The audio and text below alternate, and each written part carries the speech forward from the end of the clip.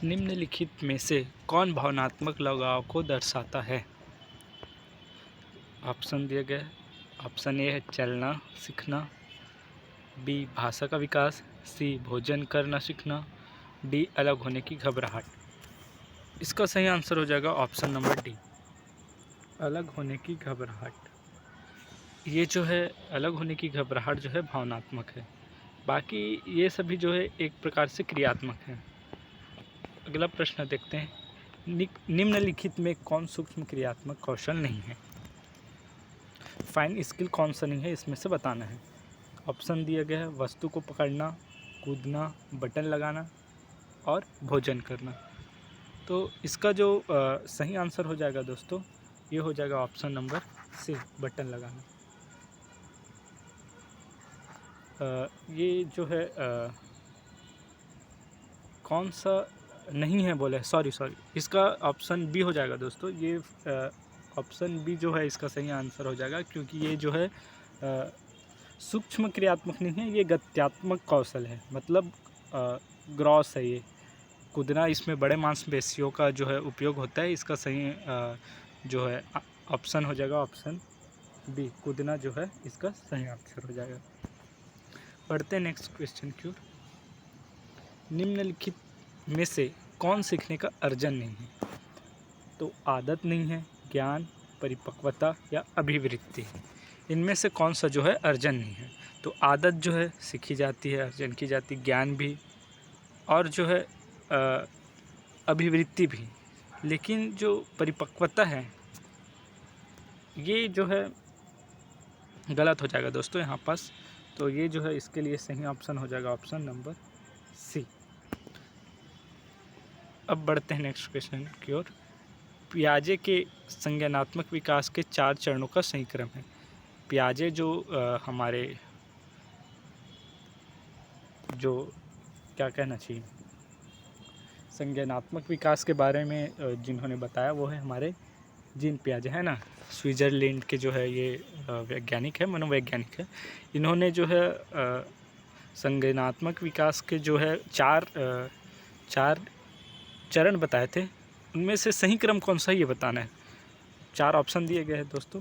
तो इन्होंने 4 जो बताए थे उनमें सबसे पहला था संवेदी क्रियात्मक, जो जीरो से 2 साल तक इनका टाइम पीरियड था। उसके बाद था पूर्व संक्रियात्मक अवस्था। उसके बाद जो था स्थूल संक्रियात्मक, जिसे मूर्त संक्रियात्मक भी कहते हैं। उसके बाद जो है औपचारिक संक्रियात्मक अवस्था था। तो इसके लिए जो है सही क्रम जो हो जाएगा ऑप्शन नंबर सी हो जाएगा दोस्तों। पहला संवेदी क्रियात्मक, फिर पूर्व संक्रियात्मक स्थूल, फिर उसके बाद जो है स्थूल संक्रियात्मक के बाद औपचारिक संक्रियात्मक। ये सही जो है हो जाएगा। अगर हम बात करें तो इनकी टाइम पीरियड की, तो 0 से है 2 साल जो था संवेगात्मक अवस्था था। उसके बाद 2 से 7 वर्ष की बात करें तो पूर्व संक्रियात्मक था। उसके बाद 7 से जो 12 था वो था ये स्थूल संक्रियात्मक। उसके बाद जो है 12 से 15 जो टाइम था वो था औपचारिक संक्रियात्मक अवस्था का। ठीक है, पढ़ते हैं नेक्स्ट क्वेश्चन की ओर दोस्तों। जीवन का वह काल जब शरीर में प्रजनन परिपक्वता संबंधी परिवर्तन होते हैं वो क्या कहलाते हैं? क्या वो प्रौढ़ावस्था में होता है, किशोरावस्था में होता है, बाल्यावस्था में होता है या शैशवावस्था में? तो इन प्रकार के जो परिवर्तन हैं प्रजनन परिपक्वता, ये होते हैं किशोरावस्था की जो समय अवधि होती है उसमें होता है दोस्तों। ये होता है 12 से 18 वर्ष इनकी जो है समय टाइम पीरियड रहता है इसका, किशोरावस्था का। इसको जो है इस अवस्था को बहुत ही तनाव और क्रोध की अवस्था कहा गया है। ये स्टैनली हॉल जो वैज्ञानिक थे, मनोवैज्ञानिक, उनके द्वारा जो है इनका काफ़ी तनाव, ये बहुत क्रोध की स्थिति में होते हैं इस अवस्था में बच्चे। इस अवस्था में बहुत से मन में तरह तरह के ख्याल आते हैं, इसलिए इनको बहुत ही तनाव की अवस्था कहा जाता है। पढ़ते अगले क्वेश्चन की ओर दोस्तों। एक व्यक्ति के संदिग्धों की पहचान होती है? आनंद एवं सुख से, आत्मगौरव से, व्यक्तिगत भिन्नताओं से, उपरोक्त सभी से। तो इस प्रकार इसका सही आंसर हो जाएगा ऑप्शन नंबर डी हो जाएगा। सभी प्रकार से जो है हम एक व्यक्ति के संदिग्धों की पहचान की जा सकती है। बढ़ते हैं नेक्स्ट क्वेश्चन की। जन्म पूर्व विकास का सही क्रम है। जो जन्म होता है उसका सही क्रम बताना है। तो इसका सही आंसर हो जाएगा ऑप्शन नंबर ए ही सही हो जाएगा दोस्तों, क्योंकि सबसे पहले तो युग्मनज बनेगा, है ना। युग्मनज बनेगा जिसको इंग्लिश में जायगोट भी बोलते हैं। उसके बाद जायगोट बनने के बाद भ्रूण बनेगा। भ्रूण के बाद जो है भ्रूण धीरे धीरे विकास करके गर्भस्थ शिशु का निर्माण करेगा। इसका ऑप्शन सही हो जाएगा ए। ठीक है, बढ़ते हैं नेक्स्ट जो है क्वेश्चन की ओर।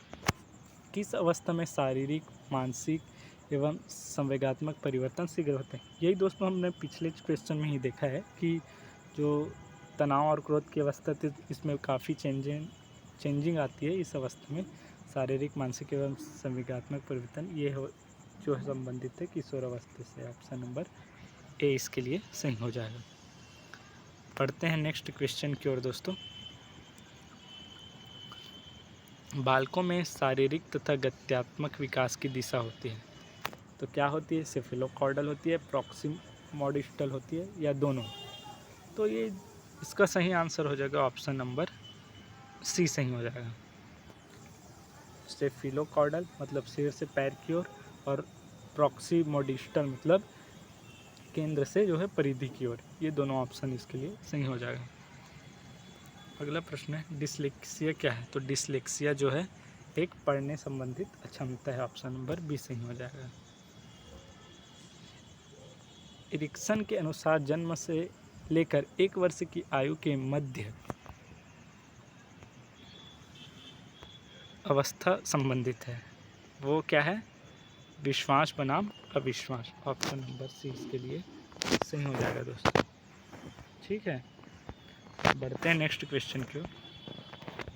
सीखने की प्रक्रिया होती है, सिर्फ कक्षा में होती है, शाला के अंदर, शाला के बाहर, या शाला के अंदर तथा बाहर दोनों जगह? तो ये सीखने की प्रक्रिया जो है शाला के अंदर होती है, मतलब स्कूल के अंदर भी होती है, बाहर भी होती है। सीखने की जो प्रक्रिया है वो तो जीवन पर्यंत चलती है, तो इसमें केवल एक ही जगह लर्निंग हो रही है ऐसा नहीं कह सकते। इसके लिए सही ऑप्शन जो हो जाएगा ऑप्शन नंबर डी हो जाएगा, शाला के अंदर तथा शाला के बाहर भी। ठीक है, अगला प्रश्न है और आज का जो है अंतिम क्वेश्चन है दोस्तों ये।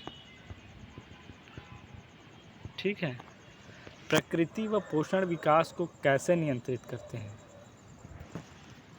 ऑप्शन दिया गया, ऑप्शन ए है जन्म तक प्रकृति ज़्यादा महत्वपूर्ण होती है, उसके पश्चात पोषण की भूमिका होती है। ऑप्शन बी है पूरे मानव विकास के दौरान प्रकृति ज़्यादा महत्वपूर्ण होती है, प्रकृति केवल गर्भाधान व जन्म पूर्व समय में महत्वपूर्ण होती है। और ऑप्शन डी है प्रकृति व पोषण गर्भावस्था से लेकर विकास को नियंत्रित करने में अंतःक्रिया करते हैं। तो कौन सा इसका सही आंसर हो जाएगा दोस्तों?